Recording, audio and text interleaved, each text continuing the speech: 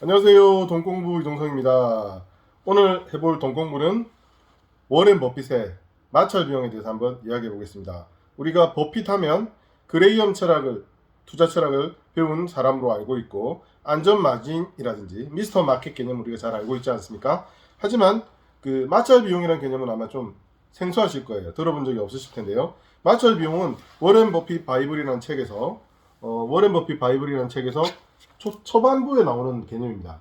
아주 중요한 이야기고, 이 마찰 비용을 어떤 것에 비유했냐면 뉴턴의 제4운동 법칙에 비유해서 설명하기까지 합니다. 뉴턴의 운동 법칙은 우주를 움직이는 법칙이지 않습니까? 그거의 네 번째 법칙이라는 정도로까지 마찰 비용에 대해서 이야기하는데요. 이렇게 말합니다. 운동량이 증가할수록 수익은 감소한다. 즉 주식을 샀다 팔았다 하지 마시라는 이야기입니다. 오늘 그 이야기 한번 해보겠습니다. 주식 샀다 팔았다 하지 마세요. 그 이야기입니다. 마찰 비용이 들기 때문입니다. 마찰 비용입니다. 이 워렌 버핏 바이블 책에는 이런 문장이 있습니다. 기업이 번 돈 이상을 기업으로부터 빼내는 마법 같은 방법은 없습니다. 하늘에서 돈이 소나기처럼 쏟아지지 않는다면 말이죠. 이게 뭐냐면 어떤 우리가 주식시장 전체를 놓고 봤을 때 기업이 돈을 번 것만큼 주식을 갖고 있는 사람이 돈을 버는 거지 그 이상은 얻어낼 수 있는 방법은 마법 같은 방법은 없다는 거죠. 그런데 여기에 빼지는 금액이 있는데 그것이 바로 마찰 비용입니다. 우리가 주식을 사고 팔면 어떤 게 발생하죠?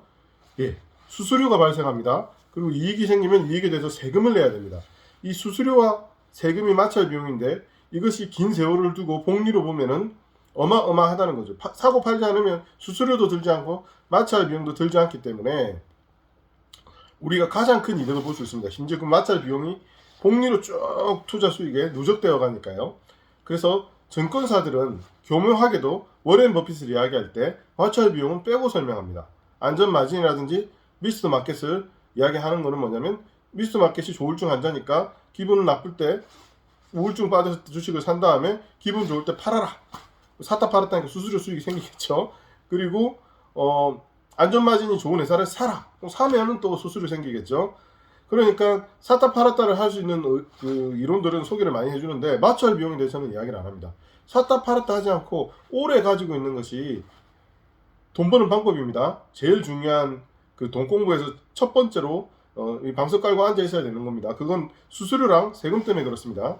자, 이 마찰 비용에 대해서 워렌 버핏 바이블에 나오는데 이 마찰 비용이 워렌 버핏 바이블에 따르면 미국 기업 이익의 20%라고 합니다.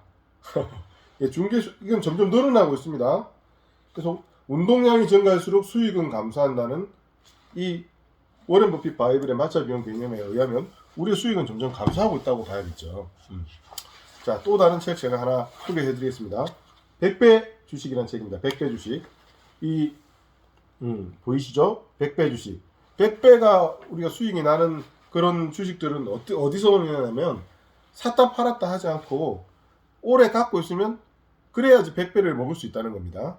자, 우리나라 삼성전자 주식에서 가장 수익을 많이 낸 사람이 누구죠? 네, 이건희 회장입니다. 이건희 회장은 삼성전자가 처음 그 정시에 나왔을 때부터 돌아가실 때까지 안 팔았지 않습니까? 예, 샀다 팔았다 안 하는 사람이 100배 주식이 납니다. 이건희 회장은 10,000배도 났을 겁니다. 자, 여기 100배 주식이라는 책에 이런 개념이 나옵니다. 어떤 아저씨가 있는데 그 아저씨가 돌아가셨어요. 돌아가셨는데 이 사람이 주식을 종이로 뽑아가지고 장롱에다가 넣어놓은 겁니다. 장롱에다가 넣어놔서 주식이 있는지 몰랐어요. 그래서 금고를 열어봤는데 주식이 막 뭉탱이로 나온 겁니다. 아직 돌아가신 지 10년이 지났어요. 그래서 이게 언제냐면 이제 이 10년이 지나가지고 10년간 관계를 맺은 고객이 갑자기 남편이 세상을 떠났습니다. 그리고 그녀가 남편 주식 포트폴리오를 물려받아서 그 포트폴리오를 커비에게 맡겼는데 포트폴리오를 확인한 커비가 이렇게 그 커비라는 사람이 이제 주식을 관리해주는 그런 사람인 것 같아요. 재산 관리해주는 사람. 우리가 아내에게 권했던 포트폴리오를 은밀하게 따라하고 있었다는 것을 발견하고 흥미로웠다. 남편이 그걸 몰래 따라 했나 봅니다. 그리고 자산의 크기를 보았는데 충격이었다. 남편은 우리의 조언에 자신만의 방식을 살짝 가미했는데 그는 매도 추천은 무시했다. 즉 팔지는 않고 사기만 한 겁니다. 그리고 대신 매수 추천한 모든 종목에 5,000달러씩을 투자했다. 그리고는 주식 정보를 금고에 처박아 놓고 잊어버렸다. 잊어버린 겁니다. 그냥 방치했습니다. 그랬더니 어떻게 됐는지 뒤에 이제 나옵니다. 이렇게 하자 멋진 일이 일어났다. 그의 포트폴리오에는 2,000달러 정도의 가치까지 하락한 망한 주식도 제법 있었다. 5,000이 2,000이 됐으니까 한 60% 날라갔습니다. 그렇게 큰 비중은 아니었다. 대신 몇 개의 주식은 10만 달러까지 상승했다. 야, 이게 20배가 넘게 오른 거죠. 와. 그러나 진짜 반전은 이것이다. 남편은 엄청난 주식 하나를 가지고 있었는데 그 가치는 80만 달러로 아내 포트폴리오 전체의 가치보다 컸다. 커비는 이는 할로이드라는 회사에 작게 투자한 것에서 나왔는데 나중에 엄청나게 많은 제록스라는 회사의 주식으로 변했다고 썼다. 영감을 주는 이야기자 무관심과 게으름의 습니다.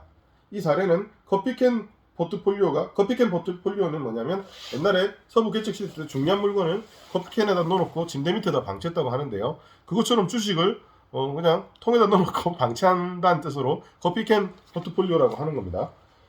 커피캔 포트폴리오는 강제로 당신의 시간 지평을 넓힌다. 10년짜리 좋은 베팅이라고 생각하지 않으면 아예 커피캔에 아무것도 넣지 않는다. 10년 이상 갖고 있을 종목만 커피캔에 넣어놓고 방치하는 겁니다.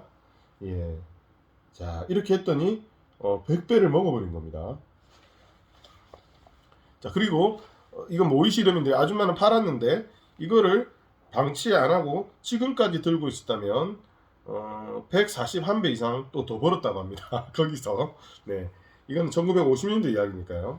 자, 샀다 팔았다 하면 수수료와 세금으로 녹아내리고 방치해 놓으면 이렇게 100배까지 커지는 겁니다. 예. 여기 워렌 버핏 바이블에서 첫 번째로 나오는 개념입니다. 마찰 비용. 오늘 마찰 비용에 대해서 한번 이야기해 봤습니다. 오늘 동공부 여기서 마치겠습니다. 감사합니다.